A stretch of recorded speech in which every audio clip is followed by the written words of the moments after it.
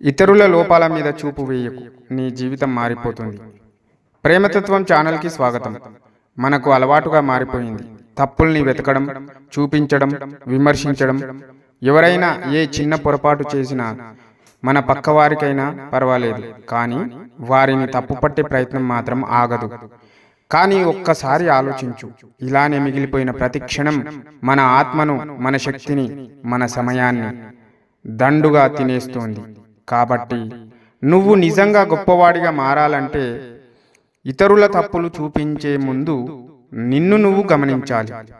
నీ లోపాలు నీకే తెలియాలి, నీ అలవాట్లు నీకు సవాలు కావాలి. అప్పుడే నిజమైన మార్పు మొదలవుతుంది.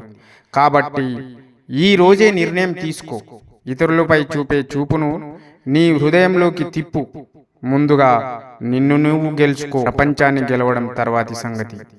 నిన్ను నువ్వు మార్చుకుంటే ప్రపంచం నిన్ను చూసే దృష్టి మారిపోతుంది.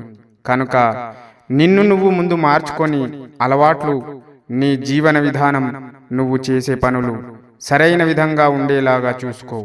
ఇతరులను విమర్శించి నీ సమయాన్ని వృధా చేసుకోకు. నువ్వు చేసే పనులలో దృష్టి పెట్టు.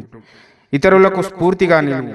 నీ జీవితం సక్రమ మార్గంలో నడిచే విధంగా చూసుకో. ఈ యొక్క స్టోరీ నచ్చినట్టయితే లైక్ చేయండి, కామెంట్ చేయండి, తప్పకుండా సబ్స్క్రైబ్ చేయండి.